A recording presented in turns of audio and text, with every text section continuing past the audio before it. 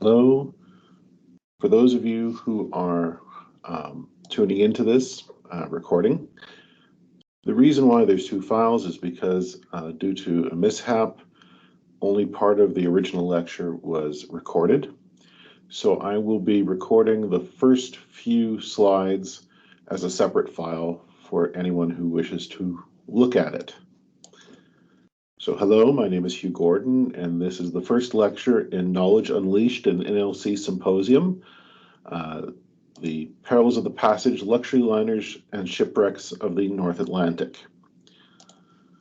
So what you have to realize is that before the year 1800, before the 19th century, travel across the Atlantic was very haphazard. It was also very perilous. You were subject to the wind, you were hostage to it. You might cross in a matter of weeks or several months or not at all. Because of the weather and because of shipping in the 19th century, or before the 19th century, there was a great possibility that you might not have survived. The weather and fog made things very, you could not predict where you were going to land, when you were going to arrive, and sometimes you couldn't predict when you were going to leave because the wind was not ready. The food supplies that you would take with you would be subject to things like water fouling. Your food, such as your hardtack, might get maggots in them. Fresh food would disappear very quickly, and everything would get very, very soggy from the damp from the ocean. And of course, there was always the possibility that some happy pirate might come to relieve you of your gold. Then, in the 19th century, things started to change. In this lecture, we're talking about ocean liners, not cruise ships. So we're talking about regularly scheduled services across the Atlantic for the most part. Sometimes we'll mention a few cruise ships. So what you have to understand is that ocean liners in the 19th and 20th centuries were a matter of national pride, of national competition. So in the UK, you had lines like Cunard and White Star. We'll talk about them. In the US, you had the United States lines later on, and earlier on, Inman and American lines, and also the Collins line. We'll talk about most of those. France, you had the Compagnie Générale Transatlantique. In the Netherlands, you had ones like Holland America, which is now a cruise line. In Germany, you have Hapag, or Holland America line, and Neue Deutsche Lloyd. And in Italy, you had the Italian line. So you also had rivalry between different ports. In England, you had the rivalry between Liverpool and Southampton. Whereas Liverpool started as one of the major transatlantic ports, the traffic for the most part moved to Southampton in the early 20th century. And then, of course, in the United States, you had New York as the major transatlantic port. And later on, or as well, you had some traffic going to Philadelphia, even though it's inland on a river. In the era of sailing and early steam, ships could go all the way upriver to Philadelphia. The first set of liners that we're going to be talking about, however, are not steamships. They were sailing packets or clipper ships. In the early 20th century, in the early 19th century, there was a new innovation in sailing across the Atlantic. With the rise of sailing packets with clipper riggings, you had regularly scheduled departures. You would actually leave on time, and many times you could actually arrive on time. Though, of course, ships were still subject to the wind and the waves, but modern or recent sailing technology allowed ships to be much more in control of where and how they traveled. And you had companies like the Black Ball Line and Red Star Line, names which would be associated with other steamship lines later, but these were two totally different organizations. And eventually, there was also this now move to steam engines. after steam engines had proven themselves in mines and in factories, in the early 19th century, eventually they would be pulling railways as well. But there was also the push by people like Robert Fulton to build steamboats, and this was eventually put onto ocean-going ships as well. The Savannah was the first steamship to cross the Atlantic, but it did not steam all the way across. It was only partial steam travel, and it took about another 20 years before the first steamship managed to make a full transit of the Atlantic under steam, and that was the SS Sirius of the British and American Steam Navigation Company. It was one of three ships. Another one, the SS President, disappeared, and the British Queen, which were the biggest ships of their day, which is not big compared to what we have today, but they were fairly large. The SS Sirius, though, for being the first ship to cross the Atlantic under steam power fully, it has another more humorous link to later culture. For example, the Sirius, according to the newspaper reports, supposedly was so short on fuel that most of the way across the Atlantic they had to resort to burning furniture and fittings to have enough fuel to arrive in port. Now, for those of you who are fans of old movies, this was used by Jules Verne in his book Around the World in 80 Days, and this was put into the movie with David Niven in the 1950s, where the Henrietta is forced to put everything from the bow figurehead and the furniture all into the furnace in order to get the steamship into England on time and under its own steam. But apparently the story, of course, was embellished by the newspapers. Not the first or last time we'll see, not the last time we'll see this in this lecture. Next, we're going to talk about Sir Samuel Cunard, perhaps the pioneer of the modern shipping line, especially the steam shipping line. He was Canadian-born from Nova Scotia, and the company that he created continues to exist to this day as a cruise line mostly, but his push for safety and speed was second to none. His focus on these two things, sometimes at the expense of luxury, made his line the preeminent in the world and the envy of most other companies for a very long time. Now, Cunard's first ship, the RMS Britannia, his first steamship that crossed the Atlantic. He had some other smaller stuff beforehand.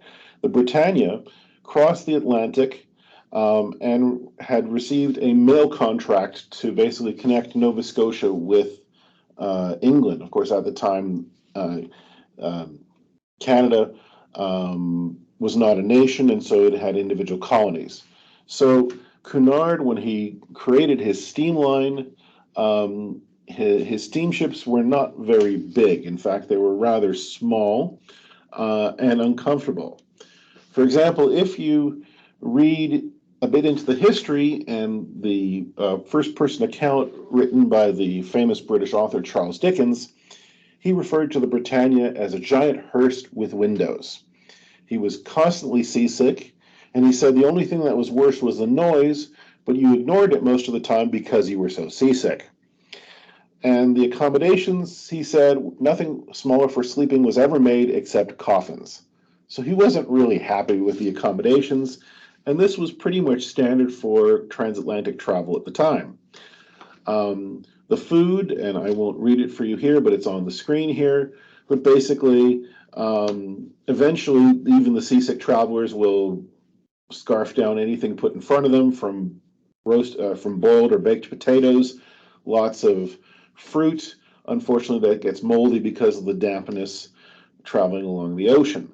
So Cunard was not necessarily known for comfort at the time, but compared to, let's say, the horrendous way some people traveled across the Atlantic, for example, the most notorious being the infamous Middle Passage, where African slaves were transported to the Americas, where they were literally packed in like sardines, head to foot. So this is something that only an English gentleman could be complaining about. But this is nothing compared to what we'll be seeing later. Now we'll talk about the Brunel family, who were the next major, or well, in one person in particular, Isambard Kingdom Brunel, who built a steamship line that went on with a lot of his many other successes. His father, Mark Isambard Brunel, was an engineer who was responsible for the first tunnel under the Thames River. And his son, who worked on the tunnel, built bridges, built railways, and bridges to go for the railways, but he also got into steamships. And then he, as we'll see, built several steamships and totally transformed transatlantic travel.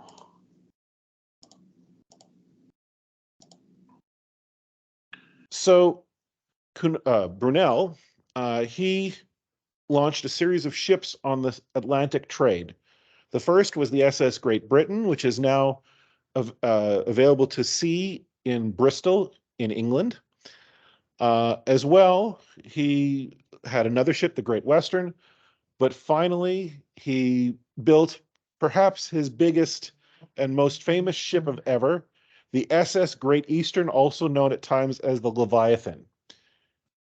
That's the picture of it on the right, and those are its chains behind him. This ship was the largest in the world when it was built, and you can see some sailing ships from the period alongside it when it's in St. John's Harbor. That's Newfoundland. So this ship was gigantic. The first few voyages as a passenger ship, it was actually very uncomfortable. It was drafty. It was rolling. It was not a lot of fun.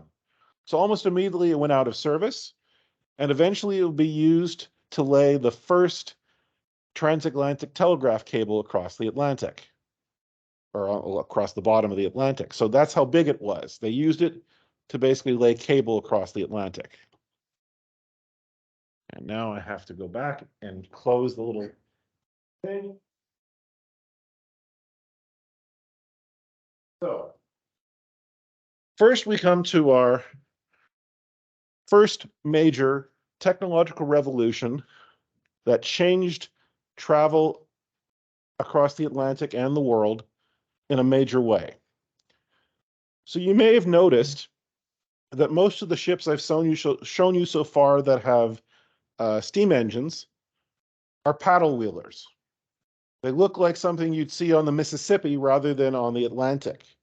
They basically roll their paddle wheelers. They're mostly side wheelers, not the stern wheelers you would see on a river.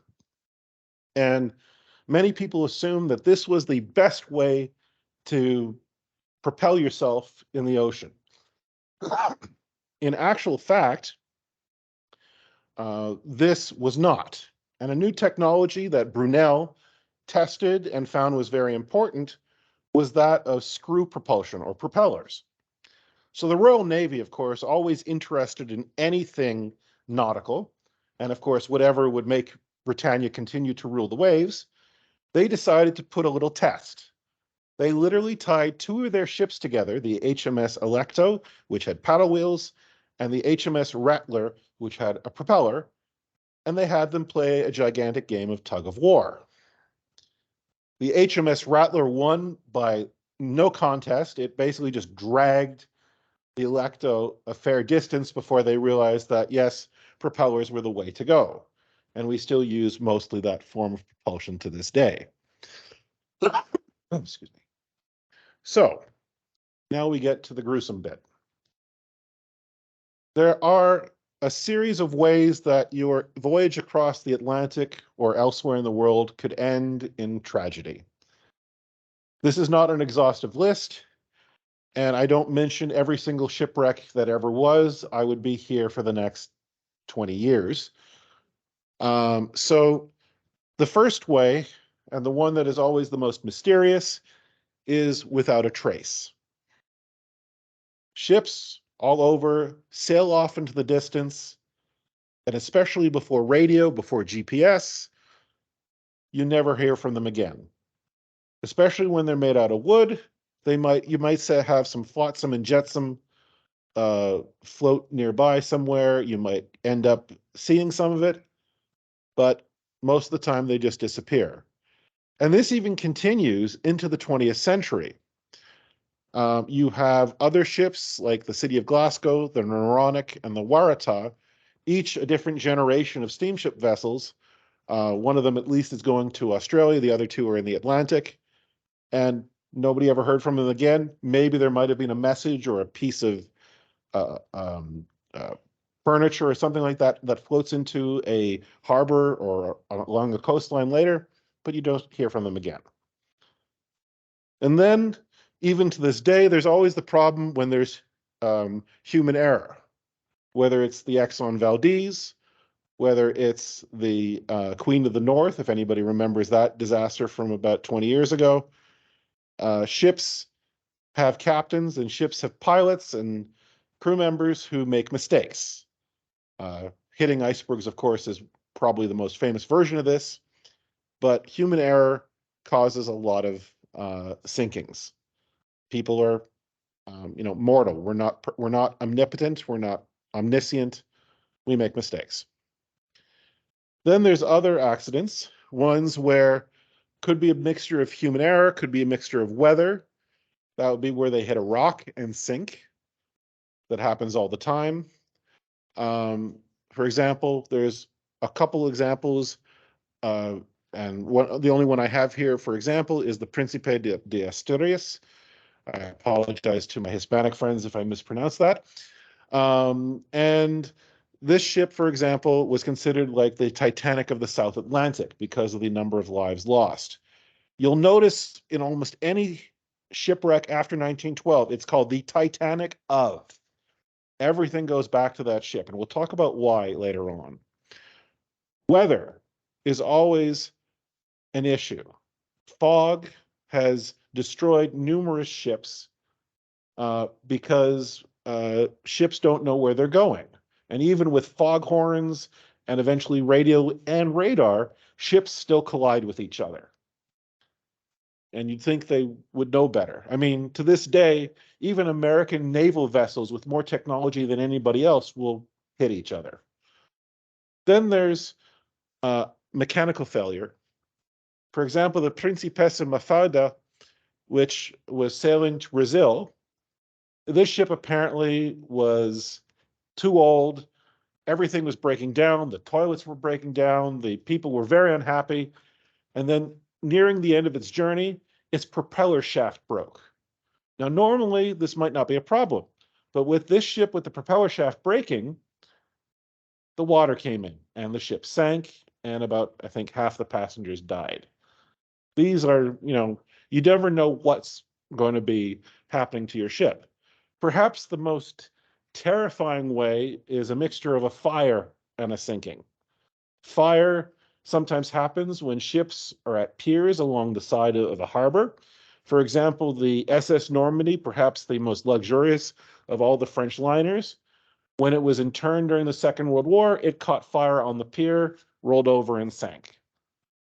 In fact, the French line lost about 5 of their major ocean liners between 1931 and 1940. I've never seen a pattern like that. They're all accidents. There's nothing sinister about it, though I'm sure in this day and age people would make a conspiracy theory about anything. But it's even more dangerous, though, when fires happen at sea. And we're going to talk about one example, which is also a bit of a mystery.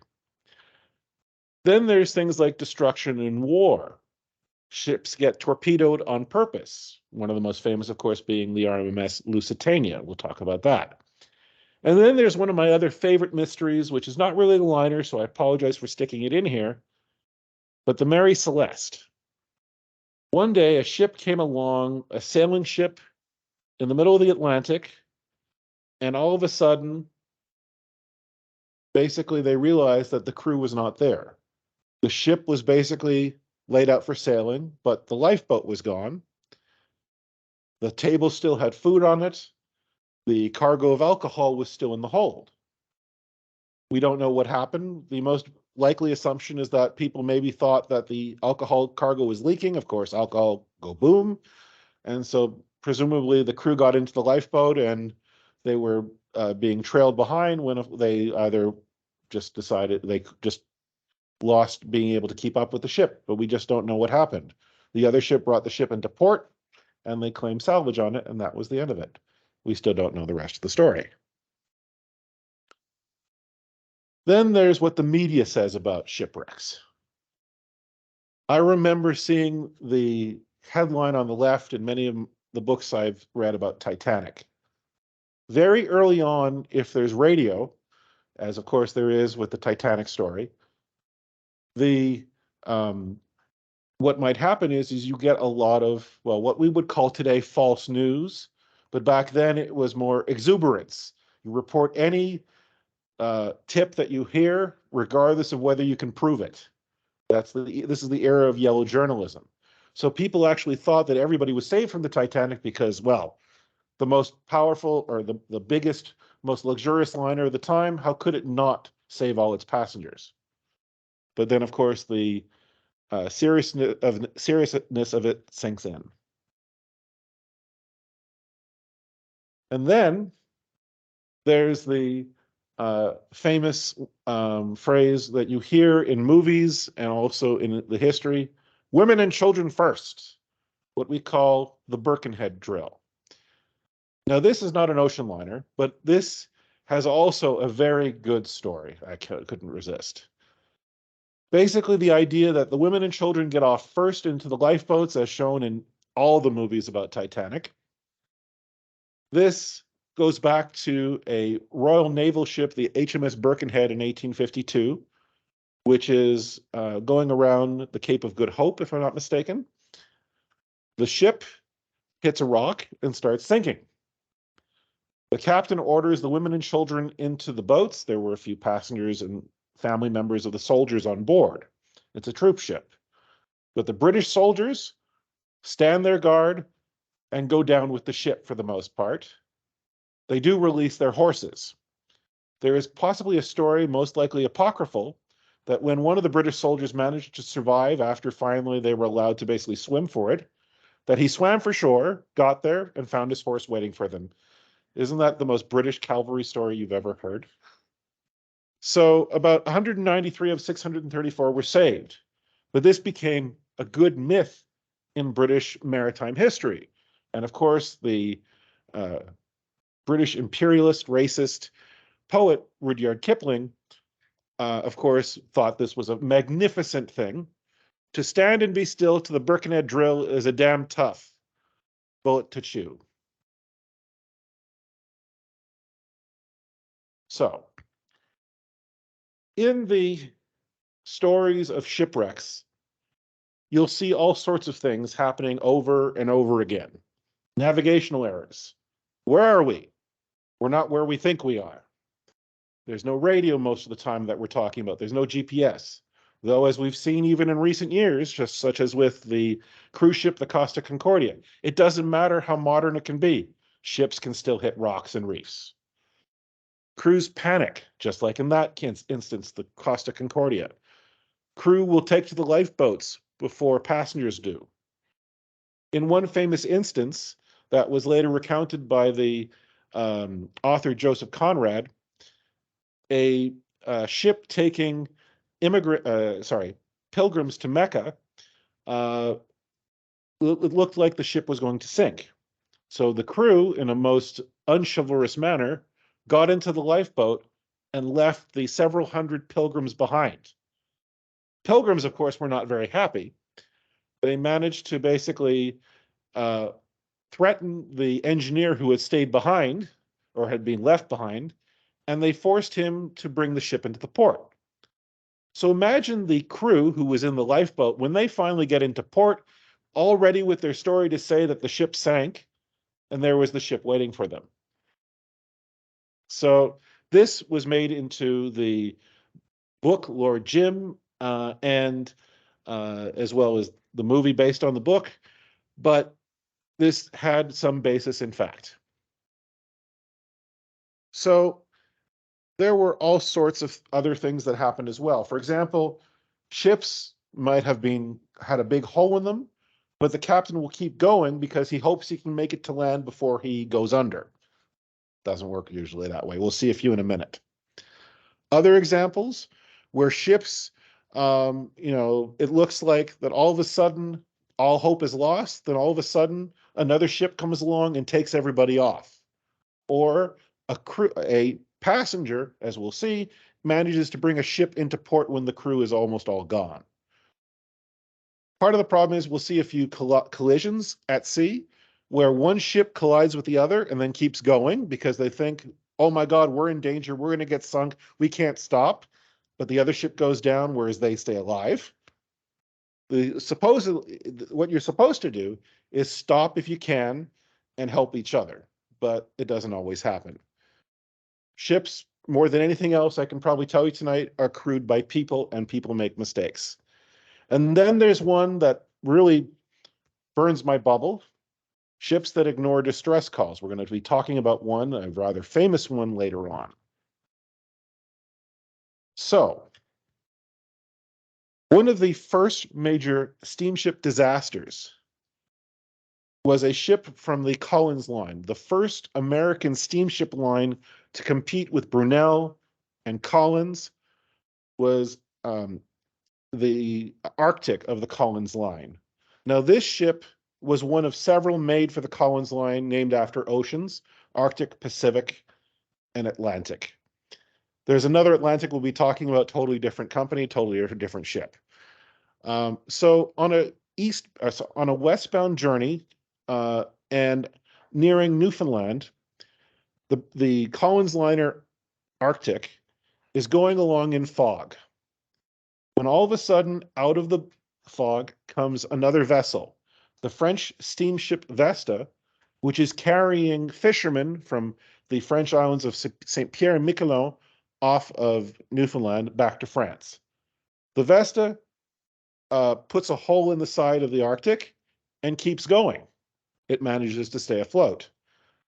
The captain of the Arctic, he decides he's trying to make a break for it and try to get to Newfoundland, but he's just too far away, and eventually the ship goes under. There's not enough lifeboats. This is in 1854, so it's 50 years before Marconi, so no radio. And what happens is that basically most of the passengers don't survive because there's not enough lifeboats. And I believe the captain just manages to survive, but his son actually drowns. So it's not a happy story. Not most of these aren't. And its sister ship also disappeared without a trace. That happened a lot in this period. Then there's another ship. It's not a liner as well, but it's one of those that was very famous for its period. In the 1850s, the United States had not yet built a railway from California to the east. So in this period, just a few years before the Civil War, in order to get gold from California to the east, you had to take a ship down to Panama, cross things by rail, and then up to the eastern United States. You could also stay on the ship and go around Cape Horn down in Tierra del Fuego. Unfortunately, that, as any mariner will probably tell you, if you don't have a very powerful ship, you don't want to do that. Especially sailing ships could take months to get around that area. So the Central America was a ship that was used to transport gold from Central America to the northeastern United States. And on one day, in the middle of a hurricane, the ship realizes that it's going under. It's bringing in too much water from a leak. And so heroically, the passengers and the crew literally do a bucket brigade trying to bail out the ship to rescue it, while they try to signal for help from all around. Eventually, they do get some other ships around, but they can't carry all the passengers on the Central America. And eventually, most of the passengers drown as the ship goes down. This ship, of course, because of its cargo, in the 1980s and 90s becomes a rather good find for treasure hunters. And there's a few scoundrels and a few modern treasure hunters who actually bring up some of the gold from the bottom of the Atlantic, and they're still apparently fighting over it to this day. But that's gold for you. Now, when we talk about the ocean liners, and the ships that we're going to be talking about mostly here on. We're talking about ocean liners that are the fastest, most luxurious, biggest ships afloat, because they're carrying wealthy passengers to Europe, and they're carrying immigrants in third or steerage class to North America. But these ships, because they've become so much of a prestige thing for the British, the Americans, the French, the Germans, and the Italians, and the Dutch and Belgians even, so they all race for what's called the blue ribbon, or the Hales Trophy that becomes known. Basically the proof that this is the ship that crosses the fastest gets this trophy. And during some decades, ships will be passing over the trophy, or just the Raban, basically just the title, back and forth as they keep getting faster and faster and faster. Ships and technology gets much better. But eventually, into the 20th century, it takes longer and longer before, as the technology slows down, some ships will hold the title for 10 years, some will hold for just a couple. It all depends. But this becomes the preeminent symbol of a successful ship, and everybody wants this. And so this is always, when we get to the big story, you know which one I'm talking about, where did it go too fast? We'll get there and we'll talk about that, and we can have a discussion about that. But for the British, it comes down to two different lines, Cunard and White Star. Cunard, of course, is the same as it had been under Samuel Cunard. The White Star line starts off as a British line that is eventually folded into the conglomerate, the trust of John Pierpont, J.P. Morgan. And Morgan, of course, creates the International Mercantile Marine. He conglomerates all these lines in there to try to do what he's done with railways and other things across the world. White Star is not Cunard, whereas Cunard is focused on two things: speed and safety. Cunard ships have such an unparalleled safety record that generally their captains don't make big mistakes. White Star, on the other hand, which is focused on the luxuriousness of their ships, there's actually a book, I came across it this summer, where basically it's just a list of how many liners the White Star Line lost. They lost several, and they seem to have very rotten luck. And of course, they're the owners of the most important one on this whole list that everybody knows.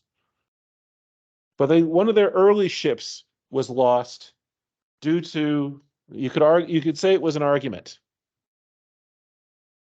The RMS Atlantic, a White Star liner, is on a westbound journey from England to the USA. The problem is that the coal on board was not up to the same standard. British ships are always hostage to the possibility of a coal strike in Britain. And there's always the possibility that you get the wrong type of coal, it'll burn at the wrong rate, and you won't have enough for the journey. On this ship's journey across the Atlantic, the engineer and the captain had a bit of an argument.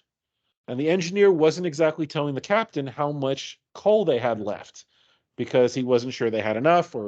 And so the captain thinks that they're going to run out of fuel before they get to New York, a major embarrassment for a major shipping line. So the captain decides they're going to make a diversion.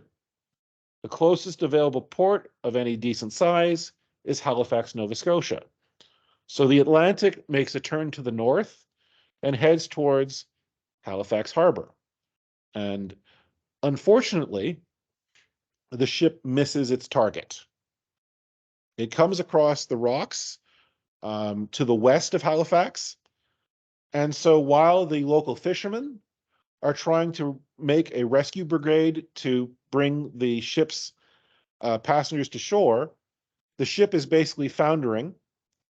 And so the crew has to form a line, as you can see on the engraving there, basically that to try to pull passengers hand over hand to land. It doesn't help, and 535 people, about the 900 people on board, drowned. One of the officers on this ship will actually, who is a hero and helps save passengers, we'll see the next year that he has a much different ending. So one of the companies that was engaged in transatlantic travel at this time, the American line, though it could have been also the Inman line at this time, one of their ships is the Pennsylvania, because the company is basically owned by the Pennsylvania Railroad. So this ship is crossing the Atlantic. And one thing you have to understand is that ships at this time, their bridges are like you would see on old sailing ships. They're open to the weather. There is no bridge inside. The bridge is basically open to everything. And the Pennsylvania goes through a hurricane. During the hurricane, the bridge and all the officers on it are swept over and never seen again. With the loss of so many seamen and other people on these ships, it's quite possible that you might never hear of this ship again, especially in this time period. Fortunately, one passenger had his master's ticket. He joined the ship at the last moment. Cornelius L. Brady had been an officer on the Atlantic the year before. He was luckily on this ship this time, and he takes command. Why? Because the only remaining officer on the Pennsylvania, the engineer, is basically drunk and refuses to take command. So Brady takes command and takes the ship into port. When they get there, the company basically gives him a couple $100 for his time, and that insults him. Why? Because if you bring in a ship that is not your own and save it, you are owed salvage rights. And Mr. Brady goes to the news and basically says, excuse me. And so finally the company strikes a medal for him. They thank him a bit better, and it's not so much of an issue. But this is at least one of the few happy stories we have. When I first read about this one, it's like, wow. All the officers basically gone. Fortunately, they had a trained seaman on board. Now, one thing you had to understand about this period. First of all, whenever you see ships in this period, they're always in a heavy sea with their sails on, even though they're steamships.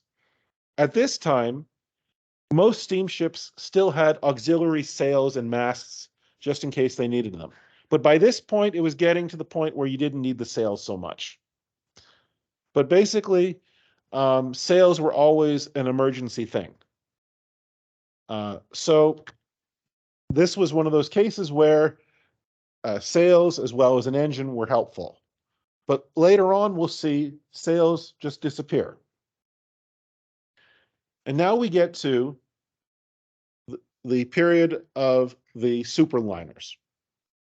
By the end of the 19th century, steamships are now traveling at a regular basis. You have liners from all these different countries, and they're all competing with one another. So whereas they make a lot of their money from all the steerage passengers, this is the time of the Golden Door or the Open Door, where the United States is accepting millions of immigrants. And of course, people are going to seek a better life. And so the company will make money off of all these people traveling in the small accommodations in the bottom of the ship. And there you might have a bunk bed, you might have some very basic food, but the people who, of course, get all the media attention are the millionaires who travel on these ships.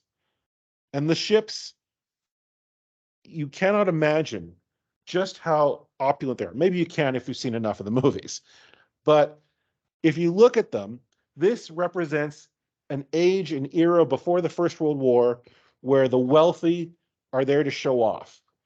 You can compare it later to like people traveling on Pan American Airlines in the 1950s and 60s with the white coated service and the shrimp cocktail in the aisle and stuff like that.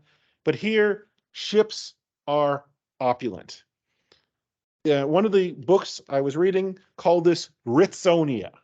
What the heck does that mean?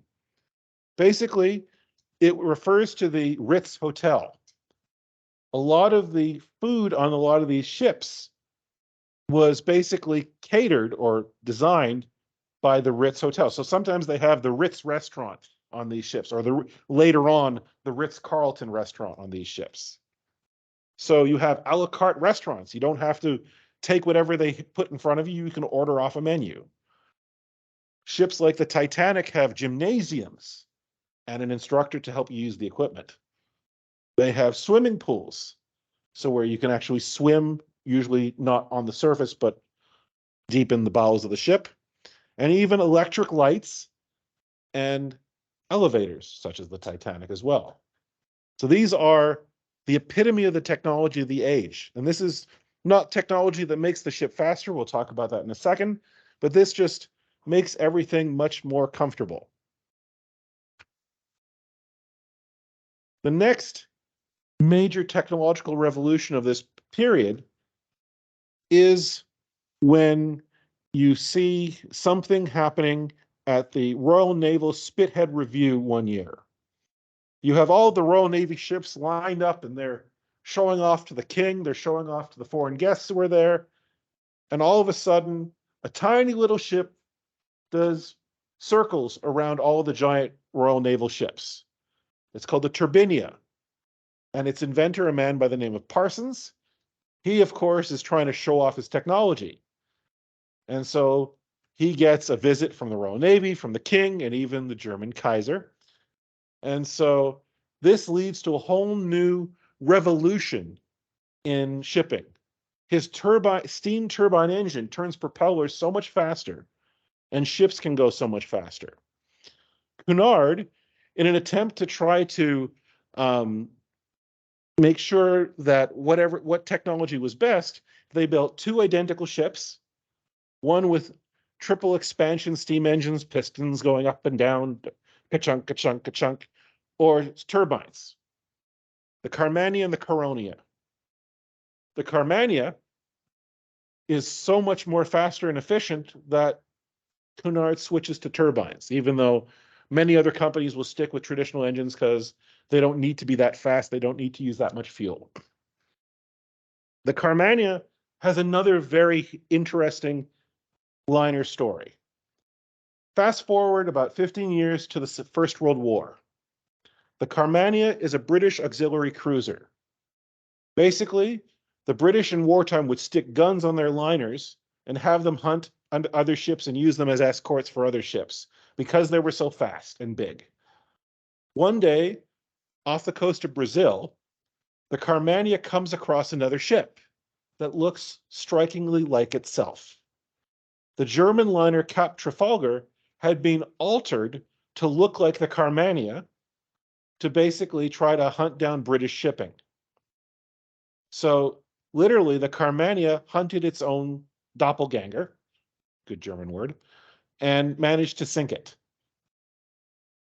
It's literally, there's a book, The Ship That Hunted Itself. So we're now into the 20th century. Mr. Marconi, the Italian inventor, first came up with a system of sending radio waves across a field, then across the Atlantic. And so finally you could have radio on ships, and they could not only send messages for the wealthy people, oh yes, I'll be in on Tuesday, come have my car ready, or so on, but they also will send help, as we'll see. The first distress code is CQD, and there's some argument as to what it actually meant. Did it mean sécurité en français, or seeking you, come quick for danger? Who knows? But we do know that the later distress signal that most of you are probably familiar with, SOS, I hate to break it to you, it does not mean anything. Because in Morse code, it's the simplest thing you can do. ... dash, dash, dash, ... And it's easy to repeat. Radio at this time does not have voice. It's just basically the same signals of a telegraph. And there's also questions over whether an SOS, basically, which ship did it first? No, the Titanic did not give the first SOS. That's a myth. There were two ships in 1909 that argue they were the first. One was American, one was British. And that might have some national rivalry to do with who was actually first. Bit of a macabre thing to say what is first. But regardless, ships began using it within a few years. In fact, that same year, a ship is saved by radio. The Republic is White Star Liner's one of its biggest ships. They call it the millionaire ship because all the millionaires travel on it. It's on the usual route between England and New York. It's on its way, I believe, back to Europe, and it collides in fog with the Florida, which is a ship bringing Sicilian immigrants to the United States after having suffered an earthquake in Italy. So normally when this happens in the middle of the Atlantic, one of the ship goes down, there might not be enough people to actually, or might not be enough room for them to be saved, or one of the ships might not stay.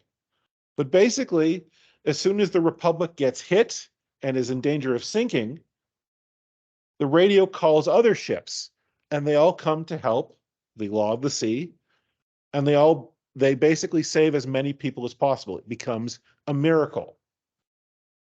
Now, some have asked, after what happens in just a couple of years, is the idea that radio is helpful and will protect everyone, will that basically make sure that everybody survives? And I think we know the answer to that, no. Because in this period, you start to see a series of the so-called four-stackers or superliners. I'm part of a Facebook group which is all about ships. And if you'll see ships from this era more than any other ones, and they think they're the most beautiful, the epitome of shipbuilding, and they really don't like modern cruise ships. And they have to get, there's the usual, the moderators will always say, please, please, please don't say a ship is ugly. And, there's a lot of argument about that.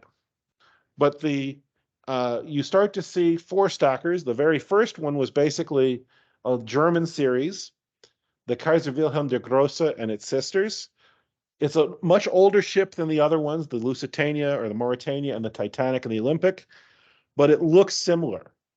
And I read once upon a time that basically immigrants would basically go for the four stackers even when there's newer ships with less smokestacks or funnels, because they assume that they were better just because of the number of smokestacks.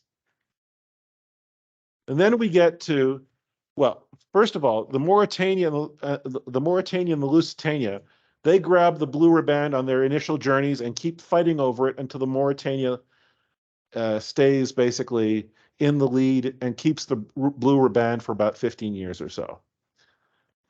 The Olympic class liners, they're White Star's answer to Cunard's superliners. The chairman of White Star Line, J. Bruce Ismay, and Lord Peary of Harland and Wolff allegedly got together at a club and designed these two liners. Not really, it's a bit of a myth, but then there's always a bunch of myths about these groups. These four ships, whenever you imagine an ocean liner, I imagine this is what you imagine. We don't really remember the Olympic because why? It didn't sink. The Titanic and its other sister, the Britannic, both sank. Though the Britannic, we're not really talking about that in this one because it sinks during the First World War after it hits a mine and it's serving as a hospital ship. But here we get to the big one. The Titanic is probably the best known shipwreck in history. I can't think of another one that is more well known. If anybody, after in our question period, you want to suggest one, go right ahead. So the Titanic is the ship of dreams, they called it, according to James Cameron. It was one of those liners that everybody wanted to be on, even though it had a sister ship that it was launched the year before, was basically the same size, basically the same stuff. But of course, because the Titanic sank on its maiden journey, that gives it the best well-known of the bunch. It is not the worst disaster in history. I'm going to be telling you about a few more that are much, much worse. Some higher death tolls, you cannot imagine how many people they can cram on a ship. But perhaps why we remember it is because when it hits an iceberg on April 14th, 1912, basically it represents all the best and worst of the period. There's a lot of wealth on this ship. Some of the richest people in the world are on this ship. Some of them sink and basically choose to go down like gentlemen. The captain orders the Birkenhead drill, women and children first, but most of the lifeboats go off half empty. In fact, very famously, the ship did not have enough lifeboats for every person on board. It had enough space for half. Why? In fact, the regulations only stated that that a ship had to have enough lifeboats for a certain tonnage size of ship. In actuality, the Titanic had more than enough for its tonnage and more than the regulations required. But shockingly to our thoughts, a ship was not required to have enough seats in a lifeboat for everybody on board. That seems like something that we can't imagine today, but it happened sort of because of the Titanic. The thought is that radio would bring help and that other ships would arrive quickly enough and that such a big ship would not sink fast enough that there wouldn't be time to get help. This was all completely wrong. When you sink a ship in the middle of the Atlantic, in the middle of hundreds of miles away from shore, in basically winter conditions, people are going to freeze almost immediately. And so 1,500 people die. The miracle is that about 700 people survive. What we do get from this sinking is that you had the International Ice Patrol to check for icebergs, to make sure that ships were not basically radioing to each other, oh yeah, I've got an iceberg ahead.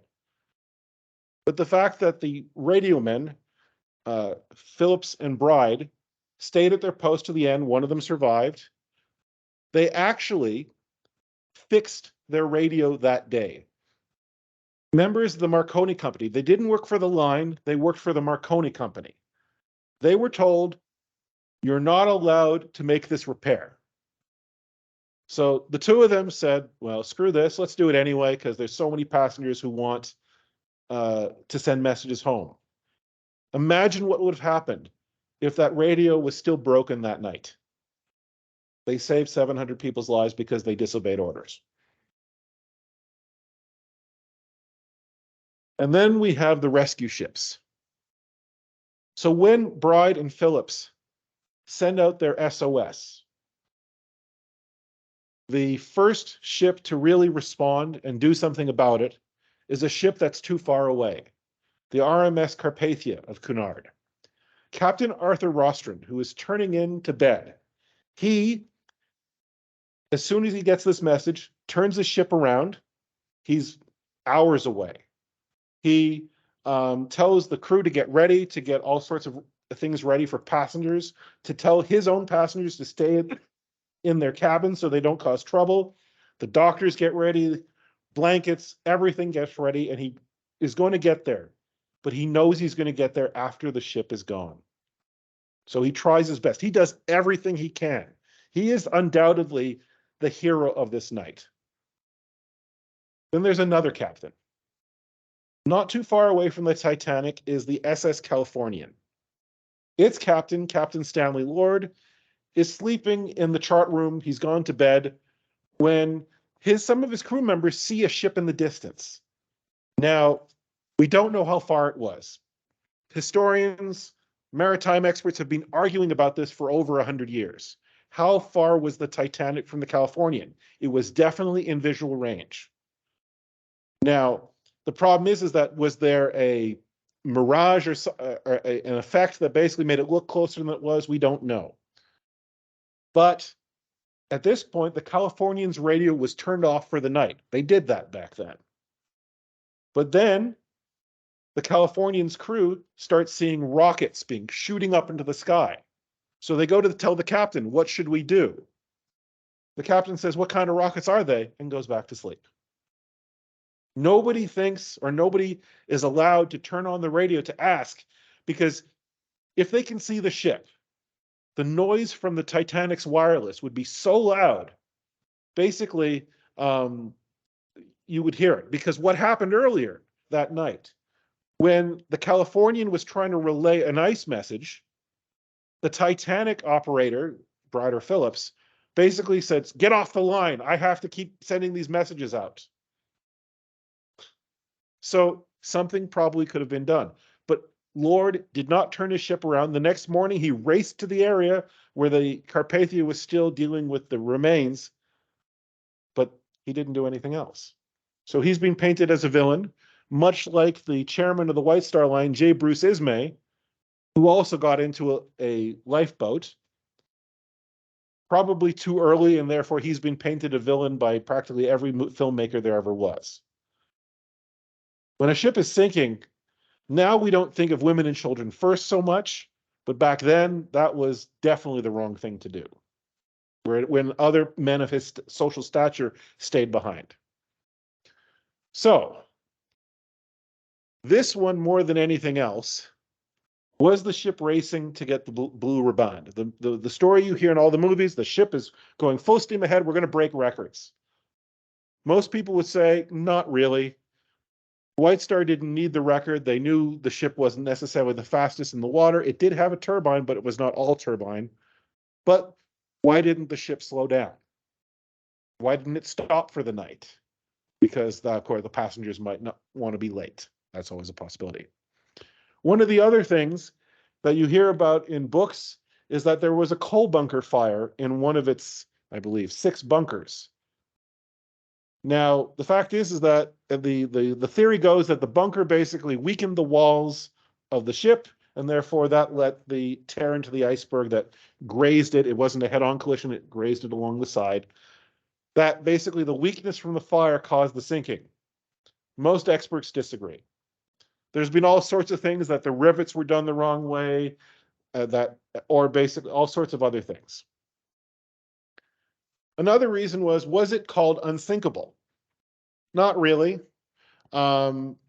Basically, some of the White Star literature said basically it was practically unsinkable or possibly unsinkable, but they didn't say it's definitely unsinkable. That's, again, a Hollywood thing. Not the first to use the SOS. I mentioned that already. And then there's the story, of course, what the band was playing as the ship went down. Now, most movies will show Nearer My God to Thee, the hymn, but other experts suggest that it was actually another song called Autumn, but which one called Autumn, they don't know. But everybody likes Nearer My God to Thee because it fits more with the Edwardian values of the period. And then there's the really big head scratcher. About 10 years before the ship, a novelist by the name of Morgan Robertson wrote a novel called Futility or the Wreck of the Titan, which was basically about a large ship with a glancing hit on an iceberg, and most of the people on board die from it because people don't get there fast enough. It's very eerie, and of course, it's one of those things on sensationalist history documentaries they love to talk about. But it's a real novel, and the guy basically knew his naval stuff and was basically saying this was going to happen sooner rather than later. Now we're going to get to a few more you probably don't know about. In 1914, just a couple years afterwards, in the middle of the summer, very close to when the First World War breaks out, Canada has its own Titanic, a CPR ship traveling to England from Quebec, collides with a collier, a coal ship, in the middle of the St. Lawrence River and sinks in 14 minutes. It's basically right into the side of it. The coal ship survives, but the Empress of Ireland sinks with 1,000 people lost in 14 minutes in fog in the St. Lawrence River. You might know it, you might not, but it's one of the few shipwrecks in Canada that is almost on the scale of Titanic. There's a few more on the West Coast. Then there's the other one. And this is one of the things, even as someone who has looked at these ships in books most of my life, if you show me a picture of the Lusitania and a picture of the Titanic, they're not identical. They're not from the same shipyard. They're not from the same year. The Titanic's about 100 feet bigger. but they look very similar from a similar period. The Lusitania, which was faster and had been lasted longer than Titanic, it was serving as a passenger liner in the First World War. So at a time when the Germans were going back and forth saying, yes, we're going to sink any ship we see near England. No, we're going to actually fire a warning shot and let people get off first. A German U-boat commander off of Ireland sees this gigantic British ship coming his way and decides, okay, let's sink her. 2 torpedoes and the thing sinks, and again, about maybe not very long, less than like half an hour. And about 1,200 people die. Now, the German officer claims, well, it's in the zone. It was not, it was not necessarily a civilian ship. It had to be a military target. And one of the biggest arguments in history for about this in the last 100 years was the Lusitania carrying military goods? Apparently, it was carrying ammunition. The Germans, famously, printed notices in American newspapers before it sailed from New York saying, look, if you're going to travel on this ship, you're liable to be sunk. But people went anyways. And so the Lusitania was sunk. It did have this cargo of ammunition, but it was still mostly a passenger ship. Is it a valid military target? Probably not. And the Germans basically treated this as a great victory. The British, of course, hated it, but also the Americans, and there were a lot of Americans on board. Even though this did not lead directly to American intervention in the First World War, it definitely turned them against the Germans. And when the Germans announced that they would sink more ships without warning, then they definitely got into the war. Now, just as some few more lighthearted kind of things, there are some people who seem to be able to survive just about anything. Cornelius Brady, who we met on the Atlantic and the Pennsylvania, survived multiple shipwrecks. Then there's the person who survived incidents on all 3 of the Titanic sisters. Violet Jessup was a stewardess on the Titanic. She started as a stewardess on the Olympic when it rammed a British naval vessel and sank it, but the Olympic survived. Next, she survived hitting the iceberg. And finally, when the Britannic, as a hospital ship in the Aegean, that hit a mine and sank too, she survived that as well. Then there's other people like Charles Lightoller. He was the senior most surviving officer of the Titanic. He also survived the torpedoing of the RMS Oceanic. And finally, in 1940, long after he retired, he was one of the owners of the so-called little ships that went and rescued British soldiers from Dunkirk, across the English Channel. So the guy had guts and was not obviously afraid of sinking. And then, of course, there's the famous unsinkable Molly Brown, one of the more famous passengers on the Titanic. She was an American heiress who you would usually refer to someone as such as new money. So she was one of those people who made a career. She was a dance hall figure, as well as, I believe, musicals were made about her. So these people, we cannot forget their stories, because ships are not just ships. They have people on them, sometimes thousands. Getting on into the 30s, or 20s and 30s, now this is a liner between the US and Cuba. So like New York and Cuba, okay? Not the North Atlantic ferry, but still. One of the most horrifying things, as I mentioned at the beginning, and trust me, we're getting closer to the end here, is that fire will basically ruin your day at sea. The Morro Castle was on a regular run between Havana and the US. It was a party ship, because you went to Havana to go drink lots of Bacardi, and you went to go have lots of fun and gambling. And so people would go on the Ward line back and forth. The ship was not really a happy one, though, and the captain got into arguments with his radio officer. One night, the captain was found dead in his bathtub. And people have asked ever since why maybe the radio operator did it. But also that night, the ship was on fire. Now, what you have to understand is as a ship is traveling at sea, and once fire gets to the outside, the wind blowing past as the ship is moving forward, the fire will basically lick itself along the side. It's horrific. But a lot of ships, as I mentioned before, like the Normandy, will be sunk at their docks when fire happens. A Canadian example, the SS Noronic in Toronto Harbor, even in the middle of a city. A wooden ship, basically, it's a lake ship. It's not meant for deep water, filled with a lot of wooden work. It goes up like that. Horrific in the 1940s, and a lot of people die. And finally, there's another example of the TSMS Laconia on a cruise to the South Atlantic. And this ship as well, later on into the 50s and 60s, when this burns, most of the passengers are managed to be saved because they can call for help. Then there's all the ships that die from being torpedoed other than the Lusitania. I mentioned the Carmania and the Cap Trafalgar. Then there's all the German ships, and their whole job was to pretend to be British ships and then lure other ships in and then sink them. Now, in the First World War, the Germans were somewhat gentlemen, even though the British called them pirates. What they would do is they would lure another ship in, basically threaten to sink them, let the sailors get off, and then they sink it. So the Germans had merchant steamships that were basically ships that would go around, sink other ships, and then capture their crew in its hold. There were other ships. There was actually a sailing ship with an auxiliary motor that would lure in other ships and sink those as well. And they went all around the world and got marooned and stuff like that. It's all sorts of fun. Then there's troop ships that get sunk in the everyday of just a troop ship sending troops overseas, gets sunk by a U-boat or a plane, etc. And then there's POW ships.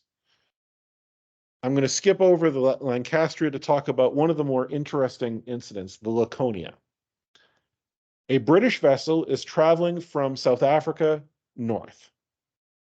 It has a passenger load of passengers, soldiers, and a whole bunch of Italian POWs. This ship is torpedoed twice by a German U-boat that assumes because it has armaments, it must be a troop ship or an armed merchant cruiser. When the captain realizes he's torpedoed some of his allies as well as POWs, he launches a rescue. Not only does he start basically taking passengers and POWs onto his own submarine, and trust me, German U-boats are cramped and they're small. He also calls base in France and basically says, Admiral, I need help. So another U-boat comes, and an Italian submarine comes. And basically, they put out a giant Red Cross flag, and they say, okay, let's get to land. And so the U-boats try to keep the survivors alive, no matter who they are, until a pair of American airplanes come along. And even though the British on board are basically radioing, we are civilians as well as POWs. We're not armed. We're not fighting. We're just trying to go get to land somehow. The Americans ignore it and bomb the little convoy. About half of the people on the ship sink. As a result, Admiral Dönitz, the head of the German Navy, who actually succeeds Hitler as Führer, but that's another story. Dönitz, he basically has to put forward the Laconia Order, which says that U-boats are no longer allowed to rescue survivors. They're supposed to leave them in the water when they see them. After the war, Dönitz is put on trial for this. How dare you torpedo innocent people and let them die? His lawyers basically say, well, the Americans do it. They actually called in American Admiral Nimitz, who had been in charge of the American fleet in the Pacific, and he had to basically admit in a signed statement saying, yes, no, we did the same thing. So Dönitz got off, basically. Then there's another incident, and there's two more incidents I'd like to talk about. One, the Lancaster was bombed when it was rescuing troops from France.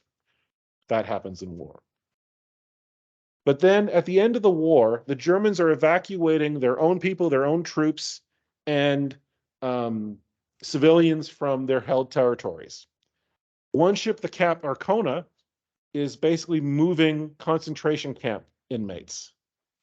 This ship, ironically, was used in a German propaganda film about the Titanic, where basically Joseph Goebbels, the minister of propaganda, created a film to show how evil the British were, how callous they were, and how greedy they were, and how all the rich people were responsible for the sinking of the Titanic.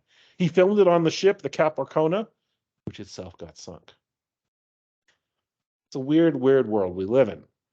And then finally, and perhaps the worst maritime disaster in history, the Wilhelm Gustloff, a Nazi cruise ship, was taking evacuees from the Baltic states back to central Germany when it got torpedoed by a Russian submarine.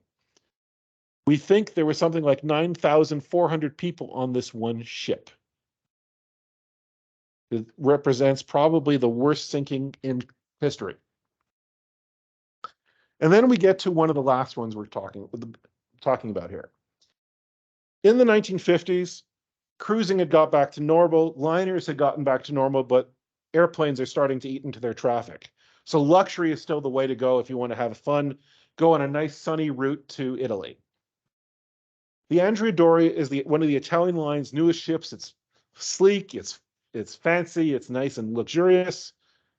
And even with radio, even with radar, it is collided with by a Swedish liner off Nantucket. But again, because of the radio and because the Stockholm stays, because it has a nice, strong icebreaker bow, which was the reason why it holed the Andrea Doria so well, most of the passengers in the Andrea Doria are saved, and television and helicopters and film basically watch it as it sinks. So it's one of the happier ones. And there's a whole bunch of other ones. Very, very briefly, let me just say here. So the Pacific coast has its own shipwrecks, and several of them are called the Titanic of the Pacific. There's not one of the same magnitude or well known, because some are off Australia, some are off Vancouver Island. For example, two ships, at least, the SS Pacific and the SS Valencia, miss the Strait of Juan de Fuca and get hit on rocks. And it takes forever for people to learn what's going on because there might not be radar or radio. Then there's the SS Princess Sophia, which hits the Vanderbilt Reef in Alaska. Other ships are there, they're nearby, but it's really bad weather. And basically the ship says, no, we're fine, we're fine. The next morning, the ship's underwater, nobody survives. Why did nobody get off? We don't know. Maybe the hole in the ship got larger very quickly and nobody knew, and they were all sleeping, and then they were all gone. One of the last few things I'd like to mention is that liners change names. They change careers. So they'll go from different lines when they amalgamate or bankrupt and they get sold. But two lines I'd like to mention. One, the SS Berlin, a German liner, after the war is given to the Soviet Union as war bounty. It serves for the next 40 years until, and I think it's 1987, it runs in the Baltic Sea, is basically collided with by a Soviet bulk carrier and sinks with large numbers. At that point, it's old. There's actually pictures of people getting on the day before, of course. It's the 1980s. Everybody's got a camera, even in the Soviet Union. But basically, these are liners that started as a standard German ocean liner to a Soviet cruise ship. And then there's the Stockholm I mentioned, the one that sank the Andrea Doria. It's still in service to this day as a cruise ship. Those are all its names that it's gone through in something like 60 years, or 70 years, actually. That's amazing. These ships go from being liners to troop ships, to hospital ships, to cruise ships. Because liners, we don't really have them anymore. And then also in the 1980s was what probably sparked my interest in all this stuff. I remember in 1985 when they found the Titanic. I remember my parents had the National Geographic issue that showed the wreck for the first time. I mean, the person who found the wreck, Robert Ballard, he's one of these intrepid explorers who believes, we should leave these wrecks the way they are. Don't take anything from them, they're graves. He's probably right, I think. He was basically given a secret mission. The Americans had lost a couple of nuclear submarines, and he was tasked to basically finding one of them. And so they said to give it cover, he would be given permission to search for the Titanic and money and effort, while as he was really searching for the submarines, he found them. And then he was given, for the last little bit of time he had, to go search the region for the Titanic. And he finds it. And he finds that, unlike what most people thought, it's not in one piece. Literally 5 years before, there was a very famous book and movie by the American adventure novelist Clive Cussler, where the intrepid undersea explorer Dirk Pitt raises the Titanic for a bunch of mineral to basically end the energy crisis. It's 1980. So the Titanic in the novel is one piece. They basically put a blob of plastic to fix the hole where the iceberg went in, and they raise it up, and there's a scene where the model comes out of the water. No, the ship was not in one piece. Very famously, as Cameron showed in the movie, the ship broke in two on the surface, and then it basically spread out and fell apart when it hit the ocean floor. And then the Titanic is still in the news to this day. Why? Because very famously, the whole world had eyes on a group of rich explorers on a very badly made ship. When you want to travel 2.5 miles down, you need to be careful. You need to spend as much as you can on the ship. So the Titan was built for cheap with unproven technology and by someone who basically was a Silicon Valley capitalist, where the slogan is "move fast and break things." That, I'm sure, was not what he wanted in this case. So why do we keep focused on the Titanic? Because of the glitz and glamour, and yes, because of Hollywood, because they keep talking about it. But it was one of those things where the richest people and the poorest people died altogether. It's the mixture of the opulence, as one author says, and the dangers of the sea. Because whenever you go out into the sea, it can be dangerous.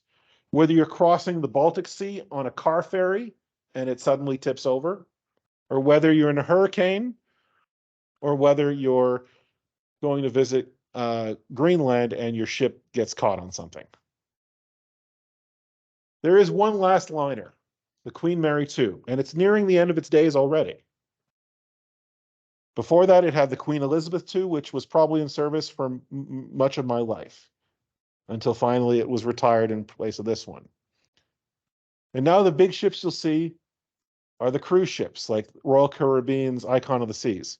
Yes, it looks ugly, but my God, do I want to visit it. Just because of all the amenities on board and the massive people. My parents, they love their cruises. They love their nice small cruise ships. I like the big ones. Or at least I want to be on the big one. Whether I want to be on it after a week, I don't know. But anyways, so that is where I will end it, folks. So I'd like to invite you next month. Next month, we have Isufu Somalia, who is giving us our next lecture on what is money. Would you like to give a little talk about it, if you like, or just say what it is? Any idea? Okay. Sorry, I didn't mean to embarrass you. But I.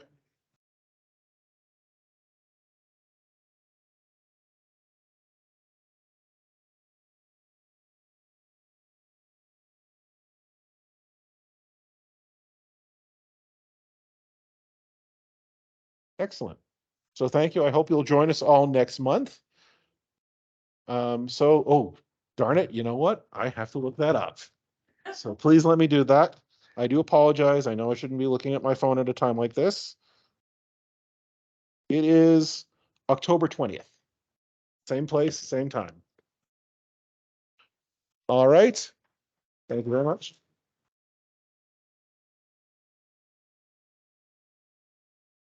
Do we have any questions from the audience? Yes.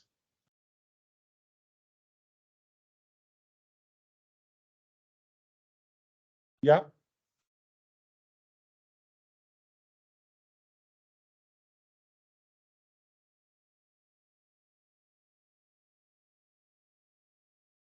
Hmm.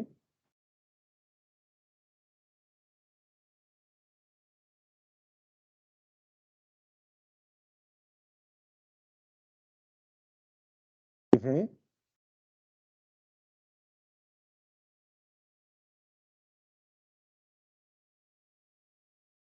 I don't know that story. It could be that one. But there's other stories like that as well. Very famously, um, there is a famous murder in London by a man by the name of Dr. Crippen. So he decided to escape London. He was caught because of Marconi's invention, the radio. The radio basically they radioed the ship and they caught the guy. Okay. Any other questions? Yes. Hmm? They're not really sure. It's possibly because they wanted to get the women and children off fast enough, or possibly the crew just were not diligent enough in their duty. They did know there were not enough lifeboats, but they also maybe assumed that help would be coming because ships said they were coming, but they also knew how far away they were. So why didn't they load them enough? And the movies will say one thing, the experts may say something else, but we're not really sure. You had your hand up first. Yeah.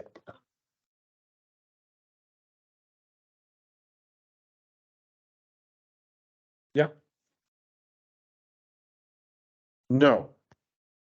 Most British ships, if they were for one of the big lines, Cunard or White Star, the lines had agreements with the British government that if war happened, the government would take them over. They could be used as merchant cruisers like the Carmania or the Olympic. Um, if you ever want to see some very beautiful, very odd pictures, look for pictures of liners in what's called dazzle paint. Okay.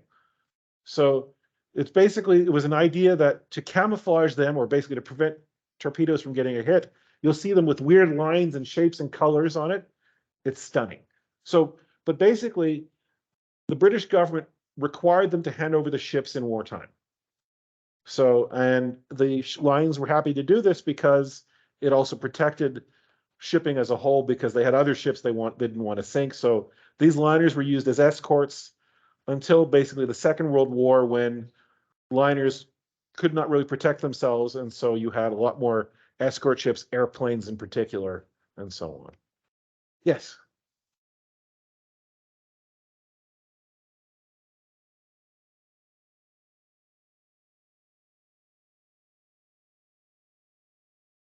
So one thing I actually read this week was that there is a fight in American courts for the United States to take possession of the Titanic wreck. The problem is it's in international waters. There is no real law governing this. And so that's why there's always so many court cases over who gets salvage rights for whatever is brought up. So some companies have brought up lots of Titanic artifacts. And I've seen them in museums for years. There's a museum in Northern Ireland, as well as a traveling show in like New York that was there a month ago or whatever. And so people like James Cameron are of two minds about it. Some things he said, no, some parts of it shouldn't be touched. But one thing he really wants to see taken up and put in a museum, the radio, because it saved 700 people's lives. It's still there. He's pretty sure he just knows where it is. He hasn't been down to the wreck in 15 years, in almost 20 years. But that's one he would like to see. And you know what? As a historian, that would be something for a museum. But Ballard has also got a point. Wrecks are grave sites.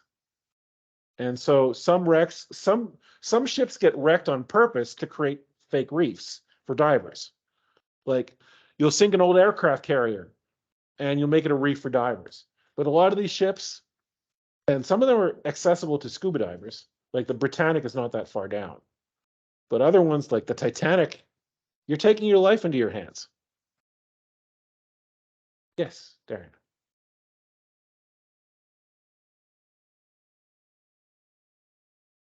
Well, you're probably getting into the ancient world here. And when you're talking about, let's say, ships in, let's say, a war, like the Carthaginian War and elsewhere, where ships are fighting at sea, there's a naval battle, like the Battle of Salamis with the Greeks as well. And so you can go find the shipwrecks there. But in terms of other ships, as long as humans have been on the ocean, basically. And we find ships all the time. Like in the Mediterranean, they can pull up amphorae of wine that is basically, they sometimes even test it and taste it. Not sometimes it's just vinegar, but and so there's was a shipwreck in St. John's Harbor that was pretty well maintained, even though it's a few hundred years old, because sometimes the cold water preserves things. But if you go online and you see pictures from the Titanic even, you'll see how it's deteriorated over even the last 40 years, partly from people going, but mostly just the ocean reclaims its own.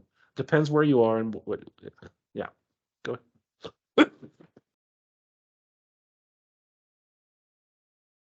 Steamship. So I saw something online last week that said SS also stood for single screw ship, single propeller ship. I'd never heard of that. I couldn't find an official website that listed that.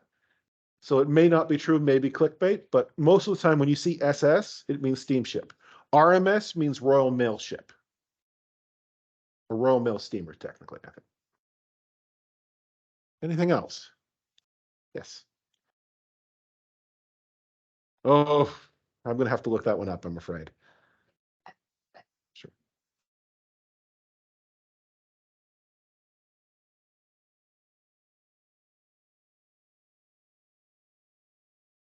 Hmm?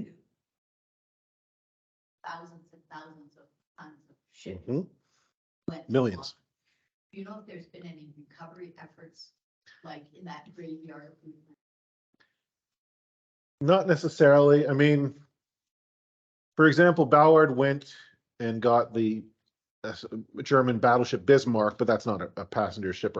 So if, for example, they knew there was a cargo of gold or something like that, yes, they've tried to do that. I can't remember the exact example, but there are some. Some ships were just carrying military goods, it's not worth it, or oil. Like the amount of tankers that exploded early on, or like in the 1940s, that was something that was like causing a whole bunch of environmental damage, ecological damage. But so yes, if they know of a ship and they knew what it was carrying, because remember in wartime, you're not always sure what is on the ship. So yes, they will do it if they're like damn certain that something's there. So anything else? Yes.